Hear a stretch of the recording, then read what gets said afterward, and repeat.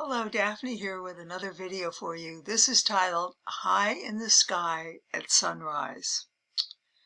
Sri Lanka is a country off the coast of India, located in the Indian Ocean. This is where I took my very first hot air balloon ride. Our clocks were set for 4 in the morning, so we got up, got dressed, had a quick bite to eat, and we were off to our ballooning site where we arrived at 5:30. And as you can see from this first picture, it was still quite dark. But we were there just in time to see the spectacle of the workers heating up the balloon. It was fascinating to watch because as more and more of the heat went in, the balloon slowly started to rise up and up and up. I loved watching the whole process. It was gorgeous. So there we were, still feeling like it was in the middle of the night, waiting for our turn to climb aboard. Finally, we got that chance.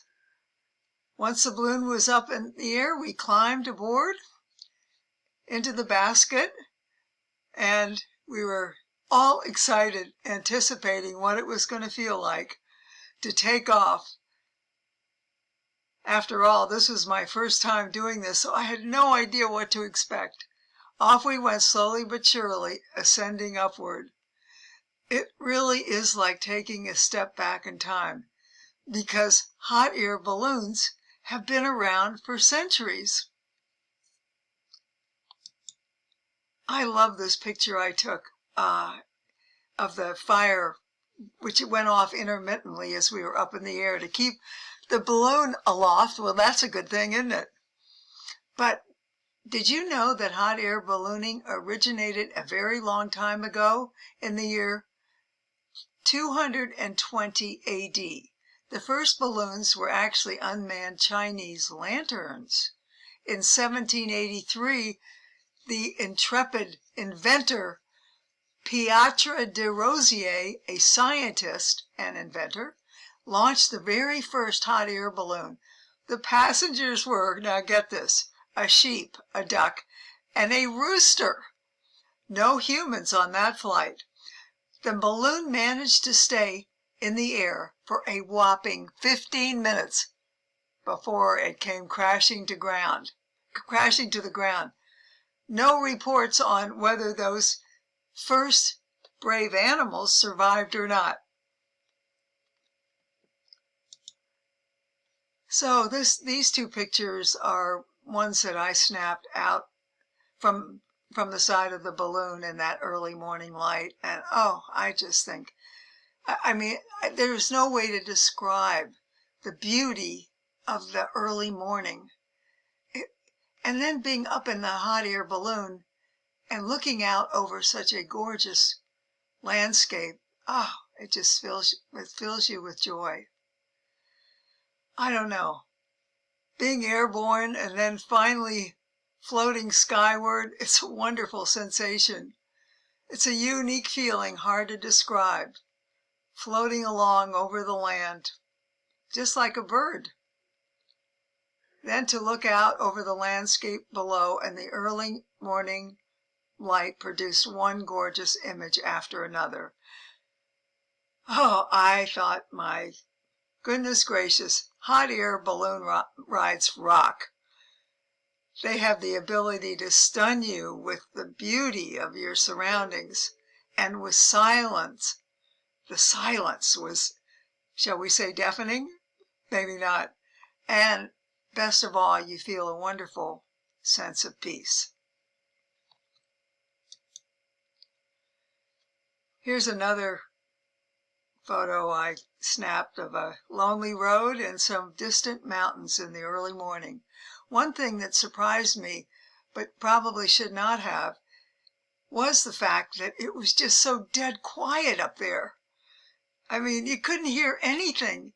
I know it was early in the morning, but the quiet really surprised me. Except for the intermittent swoosh of the fire sending heat up into the balloon, there was not a sound. The sensation was like being suspended in midair, just in a state of total calm, and I don't know how else to describe it, but it was fabulous. The way I felt riding that hot air balloon it's difficult to describe, but I can tell you I loved every minute, and I was very sad when it was over. It is truly an extraordinary experience. Not only the gorgeous landscapes, but the way I felt the entire time I was up there. It was just wonderful. All along the way, there were people below that would wave and smile and cheer us on. I thought that was such a fun highlight of this first balloon ride. They were so excited to see us, and we were excited to see them. So lots of high fives were exchanged, and they kept it up until we were out of sight. Then, as we were beginning to ascend, these two young boys were running across this field, trying to catch up with the balloon, which they eventually did. I can't believe that they hadn't seen one before, but they seemed fascinated by what was before their very eyes. Now, this is a picture that was taken by our guide, and as we were coming in for a landing, and I don't know, it amuses me no end seeing that hot air balloon up in the air and the cow standing on the ground. But there we were out in the middle of nowhere in Sri Lanka and having the time of our life. This next picture is descending from above, and I can tell you in no uncertain terms that I was so sad when this trip was over. I wished it could have gone on for hours and hours. It was lovely in every sense of the word. And here we are finally back on the ground, safe and sound, and thrilled beyond thrilled that we took a trip like this. And it was really amazing to me how they navigated that balloon into an open spot in a field in the middle of nowhere. But they did a masterful job, and there we were, back on Earth, terra firma. So all I can say is that my memories of riding in the early morning on that hot air balloon will never be forgotten. I've experienced this once now and probably won't again, because there's so many other places and things I want to do before I leave planet Earth. But I love to look back. Yes, and I do smile just thinking about that amazing morning when I experienced the beauty, the wonder, the enjoyment as I floated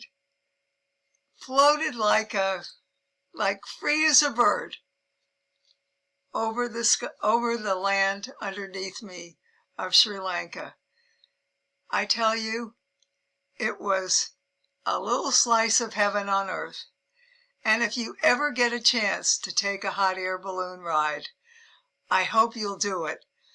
I've heard people take these balloon rides to become engaged, to celebrate a birthday or an anniversary, but from my point of view, you don't need an excuse to have one of the most interesting and lovely experiences that there is, and that is floating over the Earth's surface in a hot air balloon.